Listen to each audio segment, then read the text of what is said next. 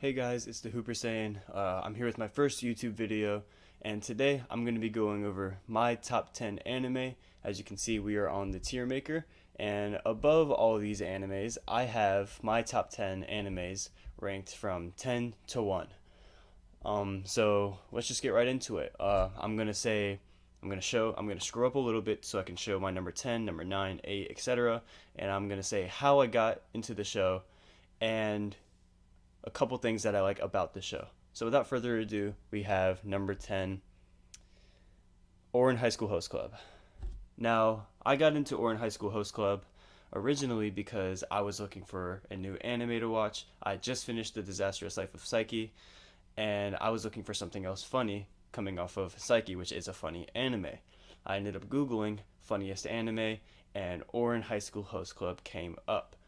Now, originally, it turned me off because it looked quote unquote girly, or it looked quote unquote like the twins had like incest, and it turned me off. But I got into it, and it was hilarious. I loved it. I even loved the cheesy little girl romance in there. I know you can call me what you want about that, but Ouran is hilarious. I love the characters, and I'll move right on to number 9, which is Bakuman. Now, I had originally heard of Bakuman from a YouTube video, and what it was it showed one of the manga panels that one of the characters in Bakuman made. It was like the Classroom of Death, I think, and it really captivated me, and it intrigued me, and I was like, oh my gosh, what anime is this? What manga is this? And come to find out, it was Bakuman, but the storyline wasn't Bakuman. Bakuman is about manga creators, Mashiro and Takagi, and they are trying to work together to make the number one manga and what they call Shonen Jack instead of Shonen Jump. And I'm fascinated with Japanese culture. I'm fascinated with manga, with anime. So watching a slice of life that really shows the ins and outs of how to make a manga really, really fascinated me. And that's the main thing that captivated me into Bakuman. Now, getting into number 8, the Naruto series. We got both Kid Naruto and adult Naruto, well, Teen Naruto. We got Shippuden Naruto, Naruto Shippuden. And the main thing I really liked about Naruto Shippuden was honestly the underdog story of Naruto. I'd always been an underdog growing up. I was weak. I was not strong in basketball. I wasn't that good. And Naruto really inspired me to start working hard and really starting to get stronger and working on my game. And plus, the fight scenes in Naruto are great in both series. Like, you got Rock Lee versus Gaara, Obito versus Kakashi, you got Madara versus the whole freaking Shinobi Alliance. There's so many great fights. And Sasuke is a really, really intriguing character for me personally, because of how just deep Sasuke's character is and his motives. Swag Kage has a great video dissecting Sasuke Uchiha, which perfectly describes every reason why I like Sasuke. So, how I found out about it. Naruto is very, very popular, and I'd always known about the Naruto run growing up, like putting your hands behind the back and just taking off, but I never really knew what it was from and what it was. So, with a little bit of research, I ended up finding Naruto early into my weeb experience, and I found Naruto, I watched it, I loved it, and it's number 8 on my top 10. Now number 7, Mob Psycho. And I originally found out about Mob from RDC World. They broke it down in I think it was a video called like what anime should you watch. I think this was one of the ones that was mentioned in there, and I liked the title art. So I got into Mob Psycho, I started watching it, and I really liked the animation, and I really liked the art design. But animation and art design is not really enough for it to be in my top 10, unless it's god tier animation. But even then, it still won't be enough to crack into the top 10. The main thing I really liked was how Mob went from innocent to 100% and released some sort of emotion.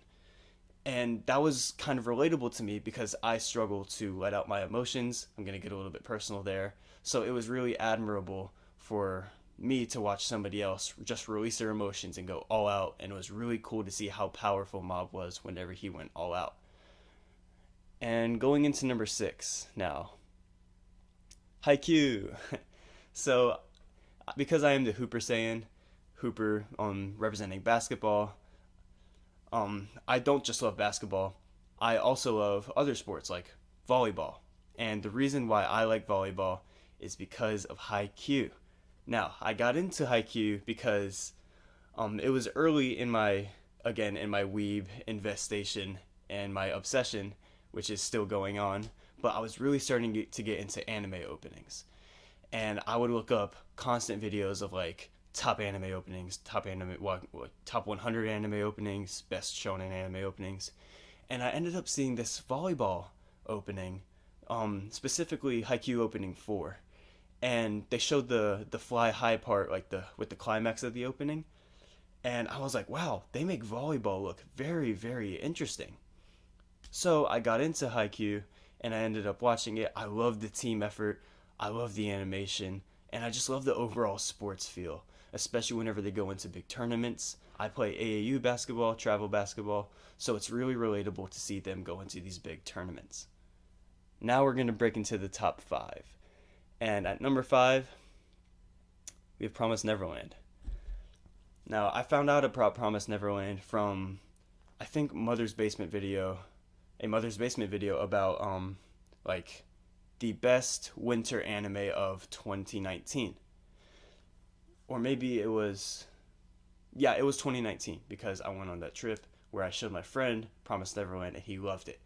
But I found it out and I saw that a couple of episodes had come out on Hulu, and I remembered that Mother Basement video. So I was just like, why not give it a shot? And I was immediately drawn in after the first episode. If you guys have seen it, you know what I'm talking about. And I fell in love with it. There were only a couple of episodes out, so I watched all those episodes. And every week I would watch the next episode until the season ended. And I ended up buying the manga. And I am in love with Promised Neverland manga. Now, it's only number 5 in terms of anime. Only because there's one season, but it will break top 3, maybe even number 1 whenever the rest of the manga gets adapted into anime. And I love the storyline, love the characters. Don't want to spoil too much at all. I just highly recommend Promised Neverland. Now, going into number 4, we have Hunter x Hunter, which was actually the first anime I ever watched. And I also saw this from RDC World 1's video. But it was a different video. It was not the what anime should you watch. It was actually the when people take anime too far video. And it was in the very end of the first one where Mark went, Saisho aku chan ken gu. And it's like, damn, he hit the guy so hard to replay 3 different times. And that was the part that really stood out to me. And they always show the anime that the move is from.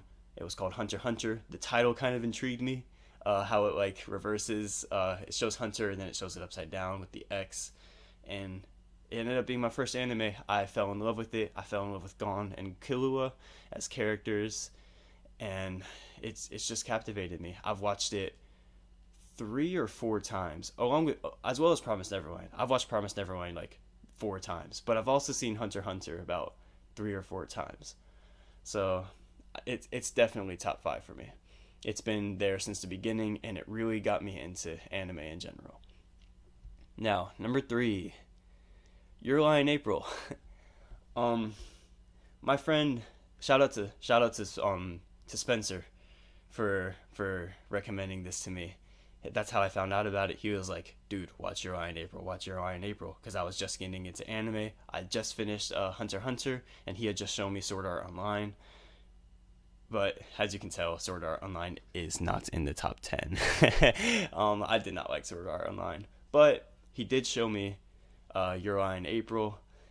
And any show that can get me to cry for 30 minutes to an hour after watching it, and is able to get me to cry after multiple watches, is top 5 tier for sure.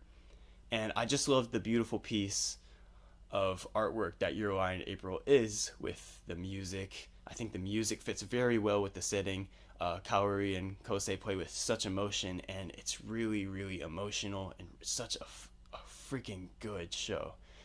I definitely recommend it to anyone out there who's just getting, I'd say just getting into anime and they want to back away from the action and the shonen. Definitely get into Your Eye in April. I have not found a sad anime that has topped Your Eye in April since. Now, number 2, One Piece. One Piece it was a huge game changer for me. I I love Luffy, I love Chopper, I love Sanji, I love Zoro. I love basically the original 6. I love the adventure behind One Piece. Now, I had always seen it in RDC World's when people take anime too far video, so I looked into it and I was like, 800 episodes? Like, that's that's a lot. But one day, it was in the summer of 2019. No, summer of 2018. Sorry, summer of 2018. And I was completely bored. I was sitting in my dad's apartment. I was just looking through Hulu. I see One Piece. So I click on One Piece and I'm just like, well, let's get this journey started. And I finished One Piece. I finished the pre-time skip in that summer, completely falling in love with it. I finished the Marineford arc in one weekend. I did nothing but watch One Piece for 72 hours straight, and it's so good. I know the episode count is very high. It's in the 930s now, 940s maybe. But it is definitely worth the ride. And definitely start now before it gets to like 1,100 and it becomes even more than what you're willing to handle. But One Piece is such an adventure. The world building is amazing. The characters are amazing. It's a definitely top 5 anime of all time. Now, number 1 is none other than the very legendary Dragon Ball Z. So, I'd always heard of Dragon Ball Z.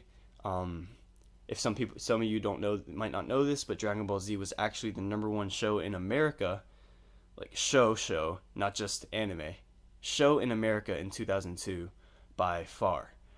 So it was very big, especially with some of the people I hung out about. They always were talking about Goku and going Super Saiyan, and I'd heard it in songs and I'd heard it in basketball. Like I'd always heard about like Kamehamehas and Super Saiyans, and I was so intrigued about what it was, but I never really got into it until later on, until whenever I really got into anime.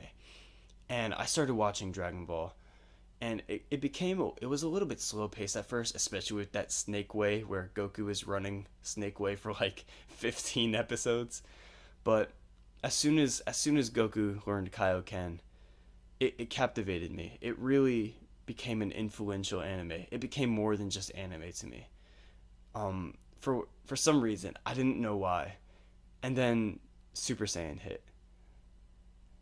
And then Gohan got developed. And after Super Saiyan and after Gohan Super Saiyan 2, that's really what got me into Dragon Ball as the franchise. I started playing the games. I started playing Dragon Ball Legends. I've been playing Dokkan Battle. I've fallen in love with Dragon Ball. And the main reason why is the same reason for I like Mob, but on a higher level. Gohan might be the most relatable anime character to myself. I don't like fighting. I don't like you can ask people that know me. I don't like getting in debates because it's just people fighting. I'm a peacemaker, but sometimes, as Gohan has shown, like whenever he headbutted Raditz, there can be a little bit of a fire inside. But I just don't know how to release it. Same thing with Gohan. So watching Gohan go Super Saiyan 2 was probably one of the most influential and inspiring moments I've ever seen in any TV show. And on top of that, I also fell in love with Vegeta's character. Vegeta I didn't really like at first. I was just like, oh, he's a villain. He wants to destroy the world. But then I really started to pay attention to his character arc. And I'm gonna come out with the podcast about that. There's a whole series I'm gonna make about like my favorite anime characters. And spoiler alert, Vegeta's my favorite anti-hero in all of anime, and that's what the podcast is going to be about. So I will explain more in depth about why I love Vegeta so much.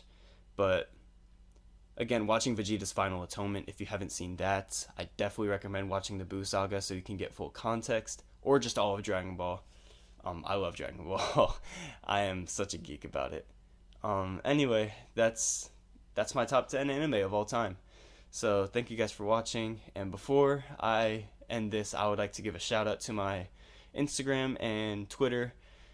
At the Hooper Saiyan, I post updates for my podcast that's on Spotify and SoundCloud. Again, my username is the Hooper Saiyan. And I post updates. I post when I'm uploading. I'm going to post if something goes wrong. And that's basically about it. Make sure you hit that subscribe button. Turn on the post notifications bell so you can see whenever I upload. And stay cool, guys.